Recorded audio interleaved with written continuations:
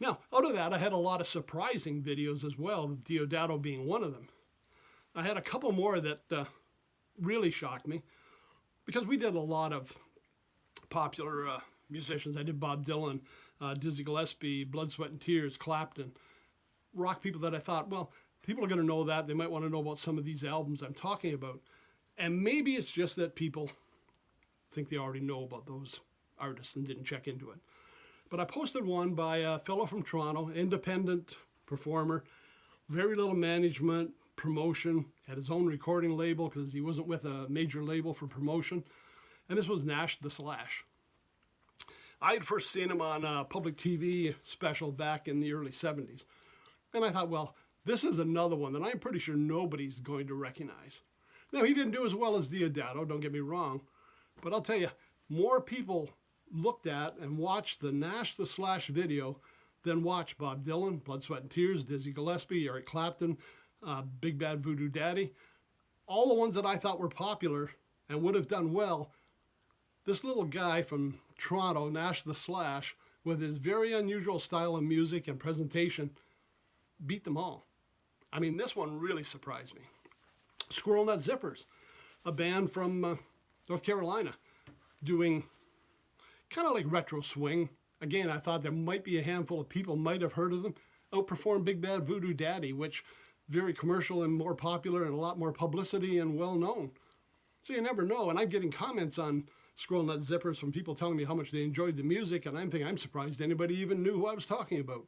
I'd forgotten about these 2 CDs I had and pulled them out, and yeah, it's great stuff, but they weren't getting a lot of publicity, a lot of airplay, and it was really surprising. Who else did I have that surprised me? Tom Waits. I mean, I've been listening to Tom Waits since the 70s when I first saw him on a show called Fernwood Tonight with Martin Mull and Fred Willard. And it's different music, but it didn't get a lot of airplay. I mean, it's not something you heard on the radio. FM stations might have covered a few of his tunes. College radio covered some of his material for sure. But here he's been, and I mean, that's, again, 50 years out there going. And again, he was outperforming some of these other people that were a lot more commercially well known. There are people out there searching for it. Bram Tchaikovsky, about 3 albums out of England back in the 70s, early 80s maybe. Again, he did really well and outperformed Clapton, Bob Dylan, Dizzy Gillespie. Even Gillespie, I was surprised. You know, I thought a lot of people would watch that because that's jazz, different from the rock. But, I mean, these guys were doing well. So there were a lot in there that really surprised me when I put them out. And I got some more surprises lined up, so we'll see what happens into the new year. Excuse me.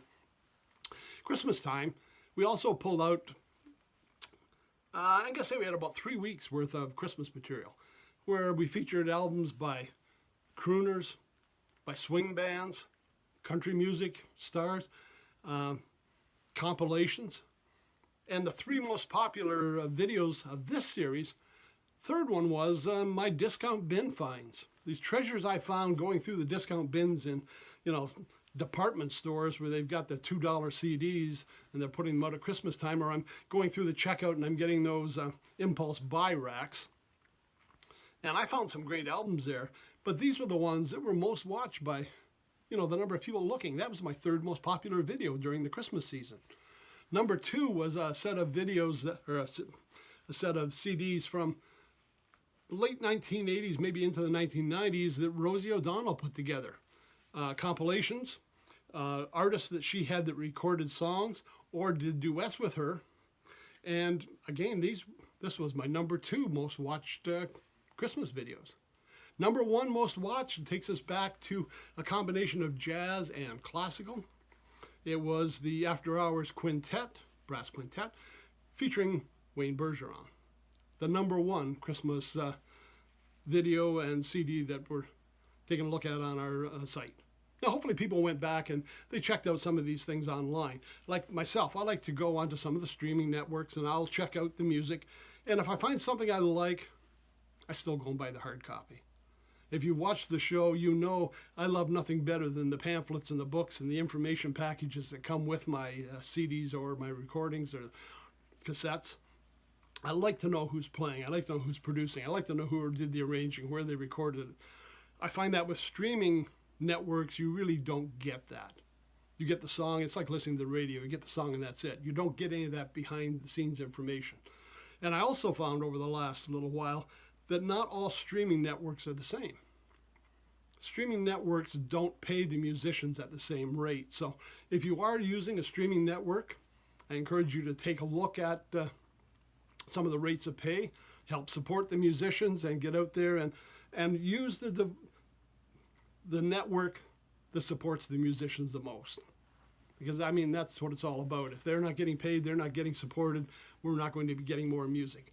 And I think most of us realized during the pandemic that music was one of the things that helped get us through. Just a quick shout out to some of the people that were in there during the pandemic, giving us free music, something to help lighten the load and get us through the day. We had Jim Cuddy was doing it, Mary Chapin Carpenter, Melanie from back in the Woodstock era, she was doing free concerts. John Fogerty and his Creedence Clearwater Revival, not there, but it was a Fogerty family that were doing the music and putting it out there. Lyle Lovett's been doing concerts regularly as well. They're starting to charge a little bit now. At one time it was free. Now it might be $10 or so, but I mean, boy, pretty cheap entertainment and getting to see these people in an intimate performance. And like I say, it's the music that's been helped getting us through. It's not big business that are getting us in here. It's the musicians that are keeping us going. So make sure we get out and support them. So that's it for 2020 as we head into 2021. I just want to thank everybody that stops in and takes a look at the show. I really appreciate those that are giving it likes, anybody that has subscribed to the feed, certainly anybody that's sharing it. And if you know somebody that might be interested, pass it along. Certainly those shares and subscribes and likes, they help a lot.